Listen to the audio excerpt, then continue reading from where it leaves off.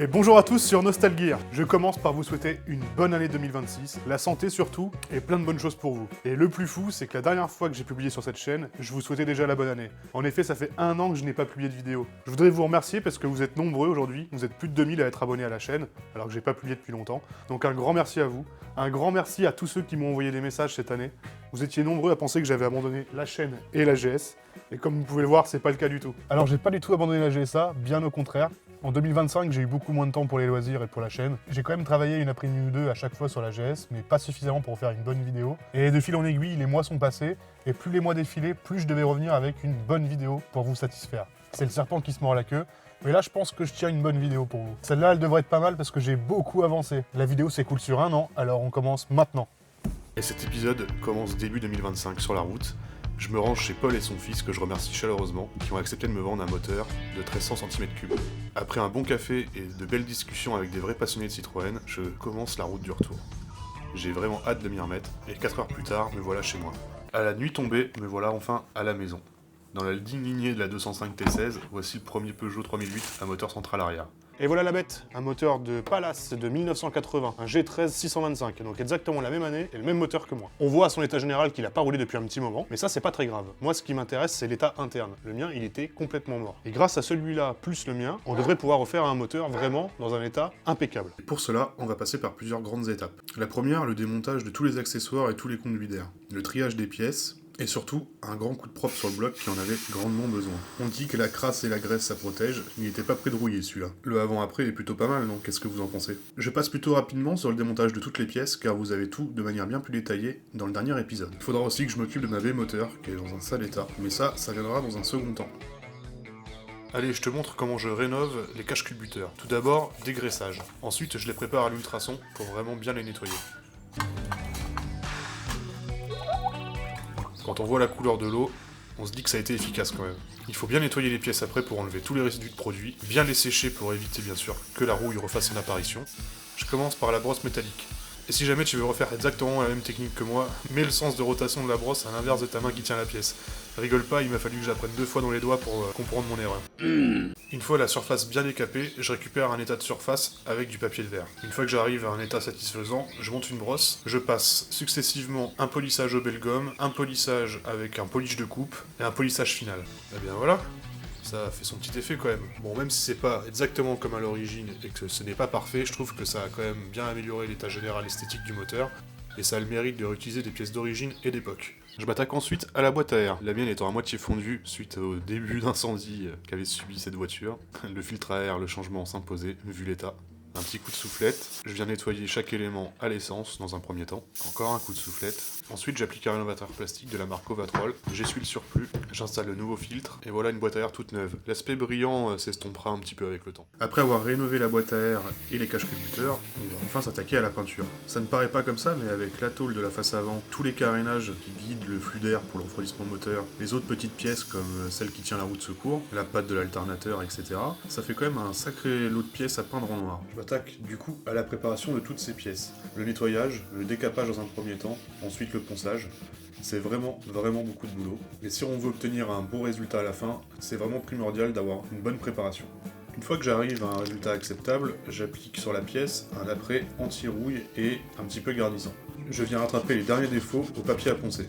Et là, c'est le gros point noir de cet épisode, c'est un carnage. C'est une première pour moi au pistolet. J'ai suivi scrupuleusement la notice de cette peinture, mais elle était complètement fausse, regardez-moi les filaments que ça fait. En fait, c'était vraiment pas dilué. Et j'ai dû diluer 2 fois plus que ce qui était préconisé sur la notice pour avoir enfin un résultat correct. Et malheureusement, quand j'arrive à avoir quelque chose de correct, je n'ai plus de peinture. En plus, je m'obstine, j'essaye des réglages. Regardez-moi cette tête, c'est la tête de quelqu'un qui est dégoûté, je vous l'assure. Le carnage en gros plan, donc voilà. C'est n'importe quoi, malheureusement. Eh bien, on est bon pour tout recommencer, tout reponcer. Une vraie partie de plaisir. Vraiment, cette partie-là sur la rénovation a été catastrophique. Le temps que j'ai perdu à tout reponcer 2 fois de suite, du coup, hein. Vraiment, ça fait mal au cœur. Parce que si seulement c'était qu'une seule fois, mais ça va recommencer. Sinon, c'est trop facile. Bien oui, parce que je vais recommander du coup une peinture en ligne sur un site très connu, mais je vais pas donner le nom de la marque. Hein. Mais le problème c'est que là aussi, il y a eu un souci avec la peinture. Voilà, donc là je peins mes pièces avec, mais le problème, je sais pas si vous le voyez, mais en transparence, les pièces ont l'air noires, mais on voit quand même le métal à travers. En fait, il n'y avait pas assez de pigment dans le mélange, et c'est totalement la faute du fabricant de la peinture. Je leur ai renvoyé un mail, ils m'ont renvoyé des pots, et le problème c'est la perte de temps, la perte d'argent, et puis le temps passé sur le ponçage que je vais devoir recommencer, et là ce coup-ci sur toutes les pièces. Voilà comment perdre de l'argent et du temps. Ça m'a pris plus d'un mois pour peindre ces carénages. Finalement, je reçois donc un nouveau pot, cette fois-ci bien dosé en pigment, et je commence à avoir un résultat correct. Malheureusement, à force de poncer, et peut-être par négligence de ma part, parce que je commence à en avoir marre de recommencer 3 fois le même travail, j'ai mes états de surface qui sont pas idéales, et ma peinture au pistolet est approximative malgré tout. Donc j'obtiens sur certaines pièces un effet granuleux, et sur d'autres, j'arrive à avoir un état tendu. D'ailleurs, je remercie chaleureusement Carole et ses merguez, j'adore le nom de sa chaîne. Son nom de chaîne c'est Gazwell Custom, et sans elle, j'aurais jamais réussi à avoir un résultat comme ça parce qu'elle m'a aidé à distance. Elle est une vraie peintre et grâce à ses conseils et ses réglages, j'ai enfin réussi à avoir un résultat correct. Donc je la remercie chaleureusement. Allez voir sa chaîne. Je vous mets une petite vidéo juste là pour vous rendre compte des résultats qu'elle arrive à obtenir. Si vous voulez apprendre à peindre, ça sera chez elle et pas chez moi. Allez vous abonner à sa chaîne après la vidéo, elle le mérite. Je vous mets le lien en description. Avec toutes ces pièces pendues, ça fait vraiment une belle forêt de pièces de GS et j'ai pas réussi à résister à monter la face avant. Franchement, ça a de la gueule quand même. Malgré la peinture qui n'est pas parfaite, que le résultat est quand même plutôt sympa. Et sur cette pièce-là, franchement, pour une première, je me dis que c'est vraiment pas mal. Bon, après m'être pris pour Picasso pendant plus d'un mois, il va être temps de s'attaquer à la mécanique, parce que c'est hors de question de le remonter comme ça. Je vais donc m'attaquer à ma première distribution. Je commence par enlever les galets, et je vais les refaire à neuf. Je vous avoue que c'est une étape plutôt stressante, parce que quand on l'a jamais fait, une distribution, on n'a pas envie que les soupapes fassent un bisou au cylindre. Je nettoie tous les galets à l'essence, et je mets des roulements neufs. Je remonte leur sort, et une fois bien nettoyé, on a des galets tout neufs. Théoriquement, la distribution est plutôt simple sur ce modèle. Vous avez des repères sur chaque arbre à cam. Je les marque avec une craie grasse, comme ça c'est beaucoup plus simple. Voilà, celui-là il est marqué aussi, et vous avez un repère au milieu, pour les deux poulies. Globalement, celle de gauche, 2 repères, celle de l'arbre à cam et celle du vilebrequin. Je suis en train de l'installer. Globalement, celle de droite, vous avez l'arbre à cam, le vilebrequin et la pompe à huile. Je fais correspondre le premier repère ici au vilebrequin et le second à l'arbre à cam. Voilà, ne pas sauter une dent, vous la plaquez bien et vous avez plus qu'ensuite à mettre votre galet. Vous serrez, normalement la tension se fait à chaud sur ce moteur si je ne dis pas de bêtises. Je commence à réinstaller cet élément parce que sinon il va me gêner pour le côté droit. Et maintenant, le radiateur d'huile. Regardez comment il va ressortir tout neuf. Je vous mets l'autre en comparaison, les deux étaient aussi sales pour vous dire. Je le remonte et on va s'occuper du filtre à huile. Celui-ci ayant décidé de fusionner avec le bloc moteur, je vais utiliser une technique ancestrale qui consiste à lui montrer c'est qui le patron. Voilà, je pense qu'il a compris là. N'hésitez pas à faire preuve d'autorité dans votre atelier, c'est vous le chef après tout. Maintenant, je vais m'occuper de mon haut moteur. En effet, après toutes ces années, l'huile est devenue toute collante et toute sèche, donc il faut enlever le maximum de dépôt. Pour ça, je la dégraisse, je souffle bien, et je viens tout de suite rehuiler derrière pour éviter que la rouille apparaisse. L'huile aidera aussi pour le premier démarrage. Je viens faire mes jeux au culbuteur. Alors attention, ici je commets une erreur, je mesure mon jeu à la queue de soupape. Et sur ce moteur, c'est pas ici qu'il faut le faire, c'est sur le patin du culbuteur. Je vais m'en rendre compte après, mais j'ai pas les plans où je le refais correctement. Et voilà le moteur avec sa distribution toute neuve, ses galets tout neufs, un radiateur d'huile tout neuf aussi, filtre à huile pareil. Maintenant, il va être temps de lui remettre des bougies toutes neuves aussi. Je remonte quelques carénages au passage, celui-là il est obligatoire pour pouvoir remettre la dent de loup et le ventilateur. Il est important de remettre la dent de loup avant de faire tourner le moteur. Je serre et je commence à faire quelques tests. Et maintenant, il va être temps de faire un premier test au démarreur, tout s'est bien passé et mes conduits ne sont pas bouchés. Bon, si on fait les comptes, j'ai maintenant un moteur nickel sur le plan esthétique et nickel sur le plan mécanique. Par contre, on va quand même pas le remonter là-dedans, non? Franchement, ça ferait pas sérieux. Allez, on va commencer à s'attaquer à la baie moteur. Hors caméra, j'ai déjà fait un gros nettoyage au jet d'eau et au savon. Et le moindre que l'on puisse dire, c'est que ça a été plutôt bénéfique, non? Le avant-après est plutôt correct. Je redécouvre que le berceau moteur est peint en marron sur cette voiture, il était tellement enfoui sous la crasse. Mais malgré tout, j'ai 2-3 points qui me gênent. Cette contre-aile qui n'est pas peinte, ce départ de rouille, et ici au niveau de la batterie. Donc globalement, il y en a encore quelques-uns dans la baie moteur. Ils sont pas graves, mais s'ils ne sont pas traités, dans quelques années, ça sera perforant. Alors je décide de m'en occuper. Je traite les points de rouille avec un convertisseur de rouille, au pinceau. Une fois avoir bien traité toute la voiture, et tous les départs de rouille que je pouvais trouver, je commence à m'attaquer à la peinture. Ami carrossier, pose tout de suite ton clavier et détends-toi sinon tu vas faire un AVC. Oui, c'est pas parfait, oui, c'est un peu du bricolage, mais le but c'était de refaire une baie moteur dans un état correct et présentable avec une bombe de peinture et une bombe de vernis. Donc autant dire pas beaucoup de moyens et pas beaucoup de temps. Je m'applique à faire mon bac de batterie. Bien sûr, tous les tuyaux qui auront reçu un peu de peinture seront nettoyés à l'acétone juste derrière. Je m'attaque à mes contre-ailes et globalement à tous les endroits qui le méritent.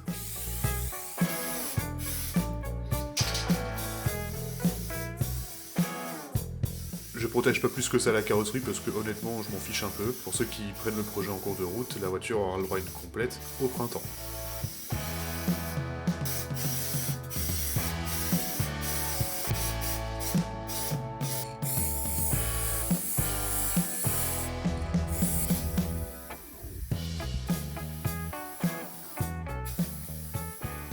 Et voilà le résultat final. Bon, ok, c'est pas idéal, c'est pas fait dans les règles de l'art, il aurait fallu tout démonter, tout bien poncer et tout. Honnêtement, pour 2 bombes de peinture et une après-midi, je trouve qu'on est passé de quelque chose qui était vraiment très sale et qui commençait à être possiblement abîmé, à quelque chose qui est protégé et qui présente dans l'ensemble plutôt bien, non? Qu'est-ce que vous en pensez?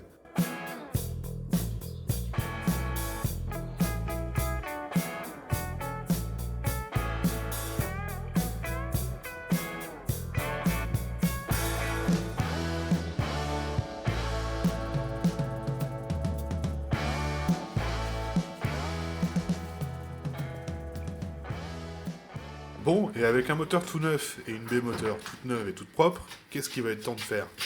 Un mariage? Est-ce que tu veux m'épouser? J'ai dit oui. Elle dit oui. Et preuve s'il en fallait de la supériorité des voitures françaises comparées aux autres productions automobiles, essayez de faire ça avec un V8 américain ou un gros moteur allemand. Le porter à 2 sans se faire un labingo. Mais longtemps que la boîte est là. Ouais, c'est pas faux. L'homme face à son destin.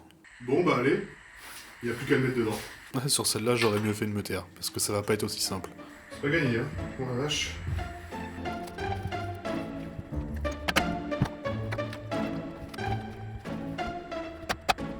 Je n'arrive pas à correctement l'aligner avec la boîte, du coup je décide de l'étayer. Après avoir réuni 2 corps de métier qui n'ont strictement rien à faire ensemble, à savoir mécanicien et la maçonnerie, j'arrive à avoir un angle plus correct.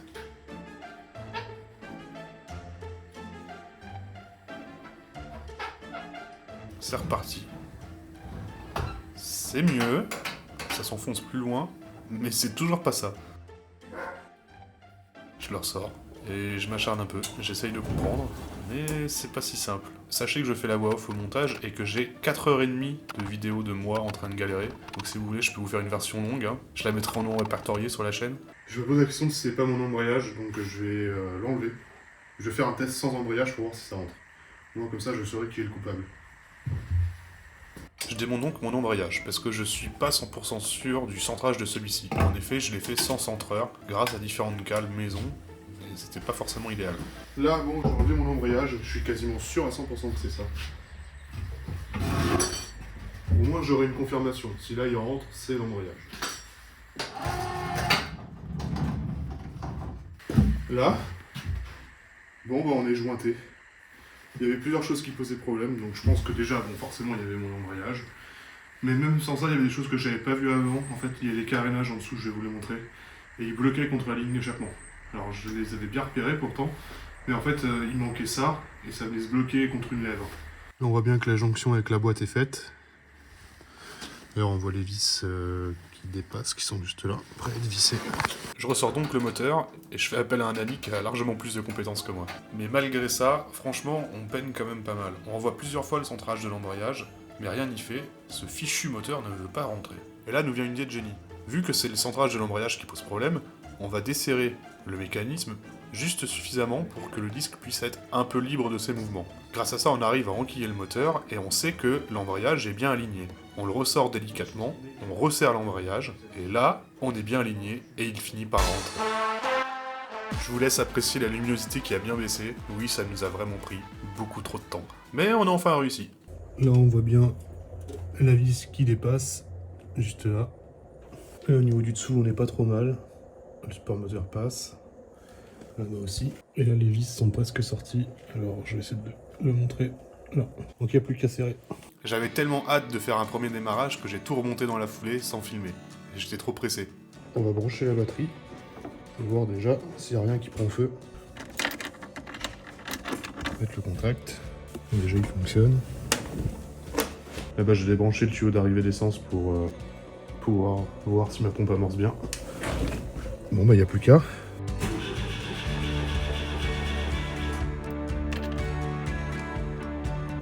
Et j'ai déjà de l'essence. Bon, bah là, on branche. Et on va voir si elle démarre. Le starter est ouvert, l'essence est branchée.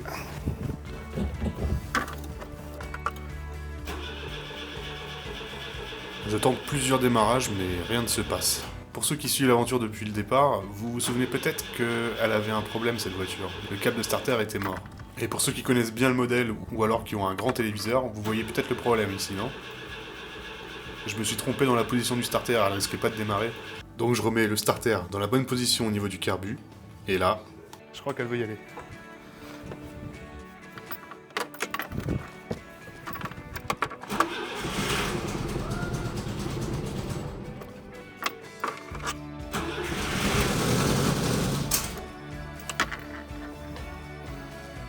Bon, on va y aller doucement.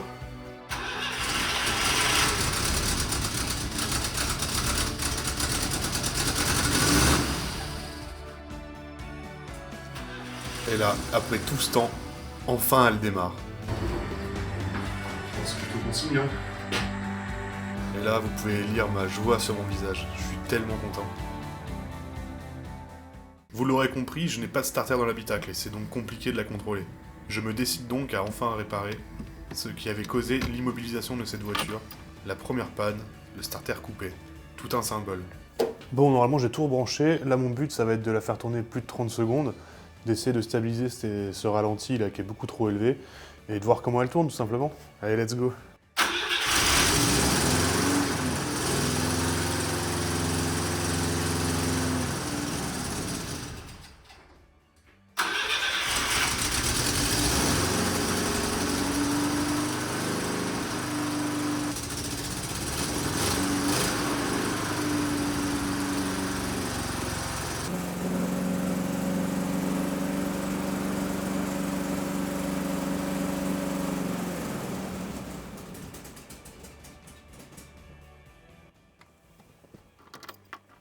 Oh, c'est pas trop mal. Ouah, l'odeur par contre. Putain, j'aurais dû ouvrir.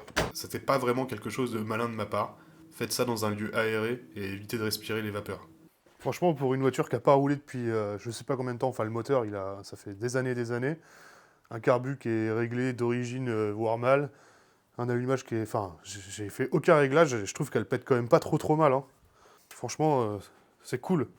Je fais quelques tests et je sais pas si vous le remarquez, donc déjà elle tourne pas très rond effectivement, mais elle tourne un peu comme un Spitfire. Ça c'est normal, c'est une chute à l'échappement. J'ai mal remis le collecteur, mais je vais m'en apercevoir que bien plus tard.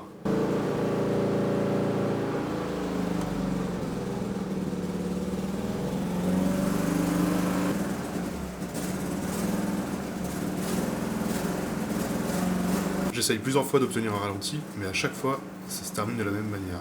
Dès que je repousse un tout petit peu le dernier millimètre du starter, celle-ci finit par caler.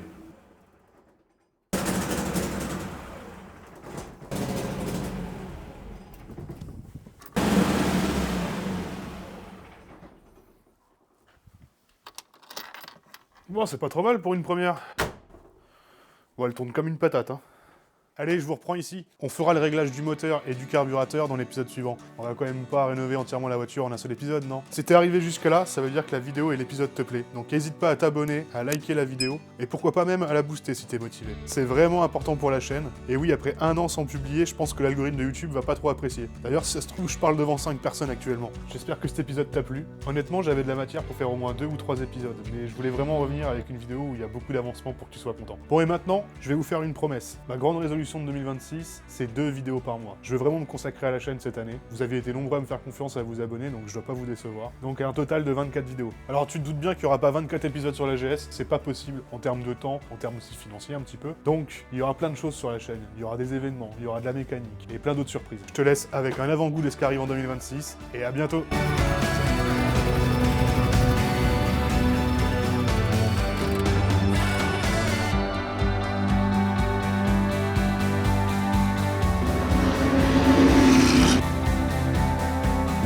Pour être très confiant si à l'intérieur.